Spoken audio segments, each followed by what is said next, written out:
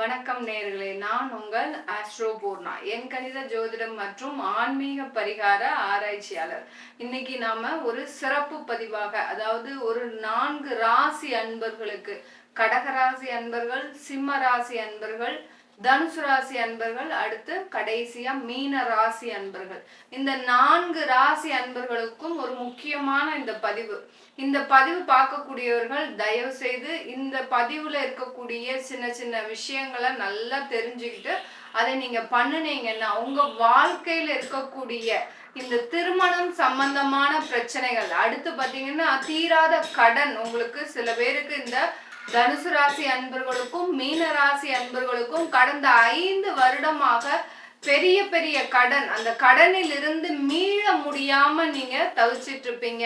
அந்த கடனில் இருந்து மீள்வதற்குண்டான ஒரு சின்ன வழி நம்ம இருந்த இடத்துல இருந்தே நடக்கக்கூடிய ஒரு விஷயம்தான் இந்த சிறப்பு பதிவு. என்னன்னு பாத்தீங்கன்னா, இந்த வருகின்ற ஞாயிற்றுக்கிழமை 21ஆம் தேதி ஏப்ரல் 2024ஆம் ஆண்டு இந்த வருகின்ற ஞாயிற்றுக்கிழமை மீனாட்சி சுந்தரேஸ்வரருடைய திருக்கல்யாணம். ஒரு சிறப்பான வைபவம் அப்படின்னு பார்த்தோம்னா, எல்லோருமே எதிர்பார்த்துட்டு இருக்கிற அந்த உலகமே பார்த்தீங்கன்னா இந்த சித்திரை திருவிழால இந்த வைபவத்தை மிக சிறப்பா எல்லாரும் கொண்டாடுறாங்க. ஏன் இந்த மாதிரியான அந்த ஒரு விழாவை இந்த டயத்துல, அதுவும் சித்திரை மாசத்துல கொண்டாடுறாங்கன்றத நம்ம இந்த பதிவுல தெளிவா பார்க்க போறோம். அதுக்கு முன்னாடி நீங்க இந்த சேனலை சப்ஸ்கிரைப் பண்ணிருக்கிறீங்கன்னா பெல் பட்டன்ல ஆல் ஆப்ஷன் சூஸ் பண்ணிக்கோங்க. சப்ஸ்கிரைப் பண்ணலைன்னா சப்ஸ்கிரைப் பண்ணிட்டு பெல் பட்டன்ல ஆல் ஆப்ஷன் சூஸ் பண்ணிக்கோங்க. அப்படின்னாதான் என்னுடைய அடுத்தடுத்த தகவல்கள் உங்களுக்கு வந்துகிட்டே இருக்கும். இப்ப பாத்தீங்கன்னா நம்ம இந்த மீனாட்சி திருக்கல்யாணத்தோட அந்த ஒரு சிறப்பு பதிவு தான் நம்ம பார்க்க போறோம். மீனாட்சி சுந்தரேஸ்வரர், உலகத்திலேயே மீனாட்சி மாதிரி ஆட்சி பண்ணணும் அப்படின்னு எல்லோருடைய குடும்பத்திலையும், ஒரு குடும்பத்துல ஒரு பெண்ணுடைய ஆட்சி நடக்குதுன்னா அங்க எல்லாரும் சொல்லுவாங்க அங்க மீனாட்சி ராஜ்யம் தான் நடக்குது அப்படின்னு சொல்லுவாங்க. அந்த மாதிரி அந்த மீனாட்சி என்ற தாயாருக்கு மிகப்பெரிய ஒரு அந்தஸ்தை அந்த இடத்துல மதுரை மாநகர்ல அந்த சுந்தரேஸ்வரர் சொக்கநாத பெருமாள் அந்த மீனாட்சி தாயாருக்கு ஒரு மிகப்பெரிய ஒரு மதிப்பும் ஒரு கிரீடத்தையும் அந்த இடத்துல வச்சிருக்கிறார். எவ்வளோ ஒரு பெரிய விஷயம், தன்னுடைய உடம்புல பாதியும் கொடுத்து, அடுத்து பாத்தீங்கன்னா ஒரு பொறுப்பையும், மிகப்பெரிய பொறுப்பையும் அந்த இடத்துல சொக்கநாத பெருமாள் தன்னுடைய மீனாட்சி தாயாருக்கு கொடுத்திருக்கிறாருன்னா அதை விட ஒரு பெருமையான விஷயம் இந்த உலகத்திற்கு எல்லோருமே, ஆண்களாக இருந்தாலும் சரி பெண்களாக இருந்தாலும் சரி, வாழ்க்கையில ஒருவருக்கொருவர் விட்டு கொடுத்து போகணுன்றது தான் இதோடைய முக்கியமான சாராம்சமே. இப்ப நம்ம அந்த மீனாட்சி திருக்கல்யாணத்தை பார்க்கும்போது ஞாயிற்றுக்கிழமை 21ஆம் தேதி ஏப்ரல் அன்னைக்கு வருது.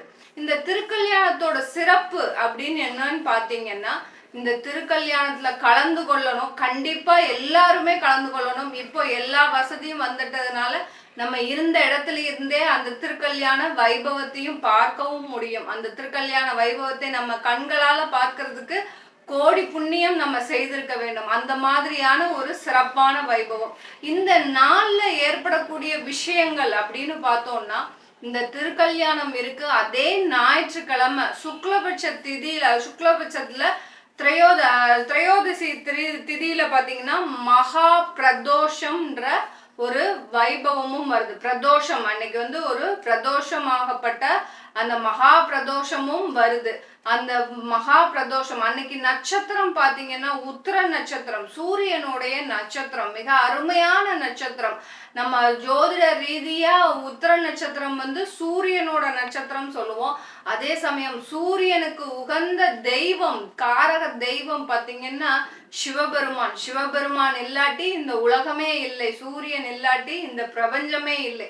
அந்த மாதிரி தான் இந்த சூரியனுக்கு உண்டான ஒரு மிகப்பெரிய ஒரு திருநாளாகவும் வைபவமாகவும் இந்த சித்திரை மாதத்துல திருக்கல்யாணம் கொண்டாடப்படுகிறது. இப்போ இன்னைக்கு அந்த நாள்ல உங்களுக்கு 2 வைபவங்கள், அதாவது மீனாட்சி சுந்தரேஸ்வரருடைய திருக்கல்யாணம், அடுத்து மகா பிரதோஷம், இது 2ம் சேர்ந்து கொடுப்பதற்கு நம்மளுக்கு மிகப்பெரிய நம்ம புண்ணியம் பண்ணிருக்கணும். அந்த ஒரே நாள்ல நம்மளுக்கு ஜாக்பாட் அடிச்ச மாதிரி இந்த ஒரு நாள் இருக்கக்கூடிய விரதம் பாத்தீங்கன்னா உங்களுக்கு மிகப்பெரிய அளவுல உங்க வாழ்க்கையில திருமண தடைகள் இருக்கும். இந்த கடகராசி அன்பர்களுக்கும் சிம்ம ராசி அன்பர்களுக்கும் வாழ்க்கையில திருமண தடைகள் எப்போதுமே இருந்துகிட்டே இருக்கும். ஏன்னா உங்களுடைய 7ஆம் வீட்டு அதிபதி, 7ஆம் வீட்டு அதிபதி வந்து சனி பகவான். 7ஆம் வீட்டுல சனியோ இல்ல 7ஆம் வீட்டு அதிபதி சனியாகவோ இருந்தாலோ இவர்களுக்கு தாமத திருமணம் நடைபெறும். அப்படியே திருமணம் நடைபெற்றாலும்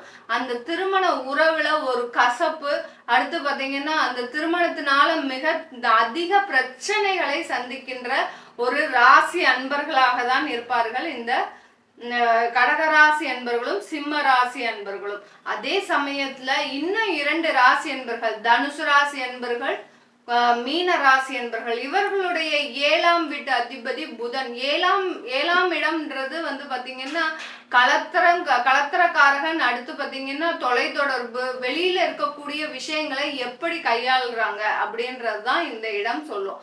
இந்த மீன ராசி அன்பர்களும் தனுசு ராசி அன்பர்களுக்கும் புதன் பகவான். இவர்கள் அந்த புதன்ற ஒரு காரகத்துவமே பாத்தீங்கன்னா அதிகமான கடனை கொடுக்கக்கூடிய காரகத்துவம். அந்த புதன்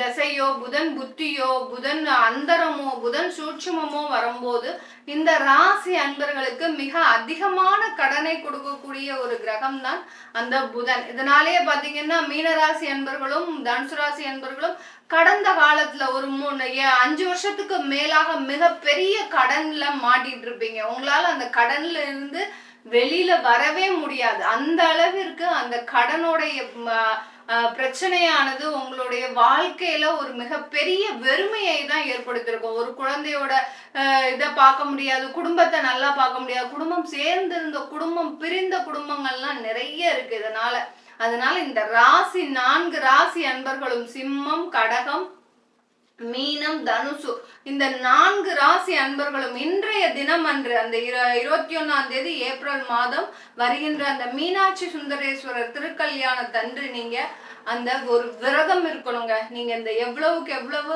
மனசு, அதாவது மானசீகமாக அந்த விரதத்தை இருக்கிறீங்களோ, நீங்க விரதம் இருக்கணும்னா ரொம்ப பெரிய அளவுல எல்லாம் ஒண்ணுமே விரதம் இருக்க வேண்டாம். திருமண தடை இருக்கு, எனக்கு எங்க அக்கா பொண்ணுக்கு திருமணம் ஆகல, இல்ல என்னுடைய தம்பி பையனுக்கு திருமணம் ஆகல, இல்ல என்னுடைய குழந்தைக்கே பாத்தீங்கன்னா 30 வயசு ஆச்சு, 33 வயசு ஆச்சு, திருமணம் ஆகாம இருக்கிறோம், ஒரு பக்கம் திருமணம் ஆகல, இன்னொரு பக்கம் கடன் பிரச்சனைகள் நிறைய இருக்கு அப்படின்னு சொல்லிட்டு இருக்கிற எல்லா அன்பர்களுமே, இந்த 4 ராசி அன்பர்கள் தவிர இவங்க 4 பேருக்கும் இது எப்போதுமே இருக்கும்.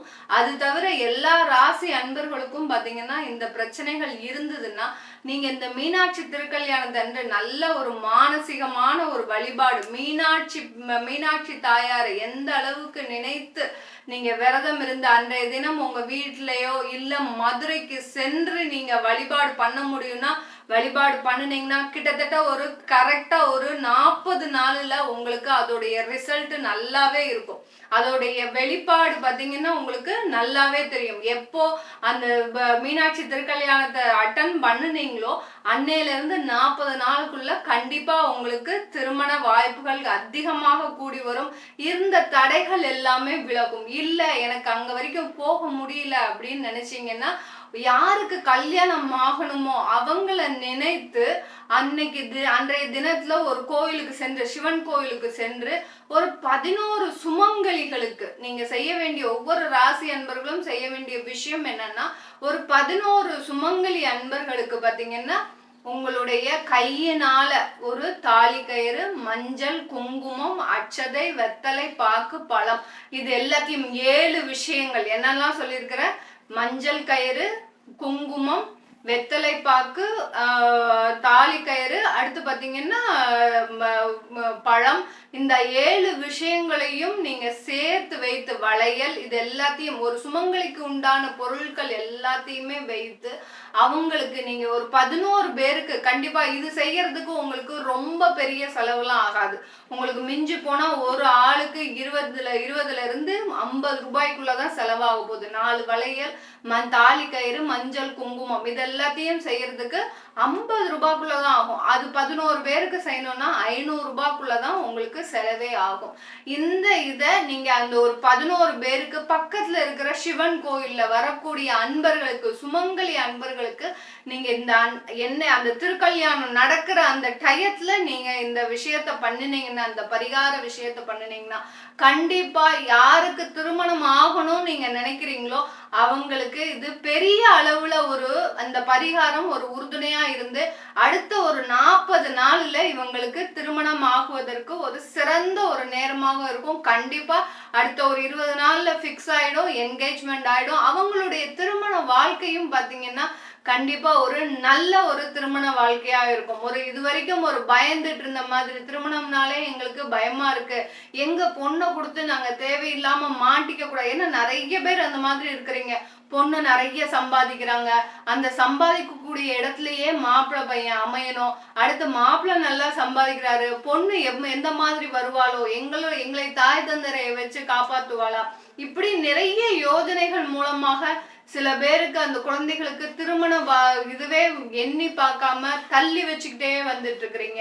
அது எல்லாமே இல்லாம நீங்க இந்த காலகட்டத்துல கண்டிப்பா இந்த விஷயத்த இந்த பரிகாரத்தை பண்ணுனீங்கன்னா உங்களுக்கு அந்த திருமண தடைகள் முழுவதுமா அகன்றுடும். அடுத்து மகா பிரதோஷம் அன்னைக்கு, மகா பிரதோஷம் இருக்கிற நேரத்துல, அதாவது நந்தியம்பெருமாள் காட்சி அளிக்கின்ற நேரம்தான் இந்த மகா பிரதோஷம். பிரதோஷ வேளையில அந்த சிவபெருமான நந்தியின் மூலமாக நம்ம தரிசனம் செய்யும் போது நம்மளுடைய பாவங்கள் எல்லாமே தொலைகிறது. அந்த இடத்துல எந்த அளவுக்கு நம்ம பாவம் செய்ததுனால இந்த பூலோகத்துல பிறந்து ஒரு கடன் பிரச்சனை, குடும்பத்துல பிரச்சனை, அடுத்து பாத்தீங்கன்னா தேவையில்லாத ஒரு வம்பு வழக்குகள் எல்லாம் நிறைய நம்ம மாட்டிட்டு இருக்கிறோம். இதுல இருந்து நம்ம வெளியில வர்றதுக்கு, நம்மளுடைய பாவத்திலிருந்து கர்மாவிலிருந்து நம்ம எந்த அளவுக்கு வெளியில வரணும்ன்றத நம்ம முதல்ல எல்லாருமே தெரிஞ்சு வச்சுக்கணும். அதற்கு இந்த மாதிரி வைபவங்கள்லாம் அதற்கு தான் அந்த காலத்துல முன்னோர்கள் எல்லாமே வகுத்துட்டு போயிருக்கிறாங்க. அந்த அளவிற்கு அதை எல்லாத்தையும் நம்ம செஞ்சுட்டே வந்தோம்னா நம்மளுக்கு கர்மாவேன்றதே கிடையாதுங்க. அந்த காலத்துல எல்லாருமே ஏன் நிம்மதியா இருந்தாங்க? திருக்கல்யாணம் என்னைக்கு வருது அப்படின்னு பார்த்துட்டு அன்னைக்கு போவாங்க.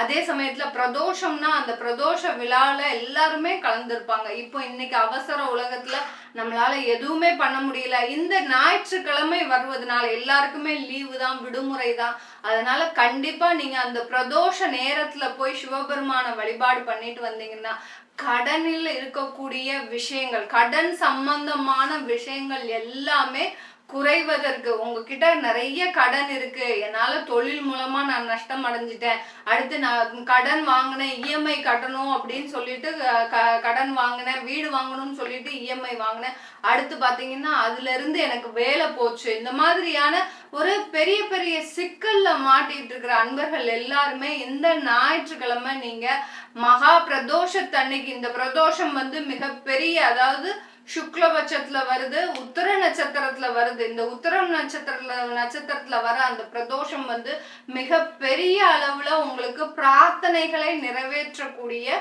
ஒரு பிரதோஷமாக இருக்கும். அதனால கடன் இருக்கக்கூடியவர்கள், திருமண தடைகள் அகலணும் அப்படின்னு நினைக்கக்கூடியவர்கள் இந்த காலகட்டத்துல நீங்க விரதம் இருக்கணும் தேவையில்லை. ஒரு பொழுது சாப்பிட்டுட்டு அந்த சிவபெருமானையும் மீனாட்சி தாயாரையும் எந்த அளவுக்கு மானசீகமாக நீங்க வழிபாடு பண்றீங்களோ அந்த அளவுக்கு உங்களுடைய வாழ்க்கையில இருக்கக்கூடிய தடைகள் எல்லாமே அகன்று, கர்மாக்கள் எல்லாமே அகன்று, நீங்க வாழ்க்கையில செல்வ செழிப்போடையும் எல்லா பிரச்சனைகளில் இருந்தும் விடுதலை பெறக்கூடிய ஒரு நேரமாக தான் இருக்கும் இந்த மீனாட்சி திருக்கல்யாண வைபவம். இந்த மீனாட்சி பச்சை நிறத்துல இருக்கிறா. ஏன் பச்சை நிறத்துல இருக்கிறா? சாதாரண உருவமாக இருக்கக்கூடிய தெய்வங்கள் எல்லாமே பாத்தீங்கன்னா சாதாரண ஒரு பலனை தான் தரும். இந்த நிறம் மாறி இருக்கிறாங்க, வாராகி, மீனாட்சி, அடுத்து கண்ணன், கிருஷ்ண பரமாத்மா, இந்த மாதிரியான தெய்வங்களை வழிபாடு பண்ணும்போது நம்மளுடைய பூர்வ ஜென்ம கர்மாக்கள் எல்லாமே விலகக்கூடிய ஒரு நேரமாக தான் இருக்கும். அதனால எல்லோருமே இன்றைய தினம் அந்த 21 ஏப்ரல் அன்னைக்கு எல்லாரும் மீனாட்சி தாயாரை நல்ல வழிபாடு செய்து, மானசீகமாக வழிபாடு செய்து, நீங்க உங்களுடைய சின்ன சின்ன பரிகாரங்களை செய்தாலே போதும், உங்களுடைய கடன் பிரச்சனை, திருமண தடைகள் எல்லாமே அகன்றிடும். இதுல இருந்து எல்லாருமே நல்ல ஒரு இந்த மீனாட்சி திருக்கல்யாணத்துல இருந்து எல்லாருமே எல்லோருடைய வாழ்க்கையில சிறப்புற்று வாழணும்ன்று நம்ம தெய்வத்தை பிரார்த்தனை செய்யலாம். உங்களிடமிருந்து விடைபெறுவது உங்கள் ஆஸ்ட்ரோ பூர்ணா. நன்றி, வணக்கம்.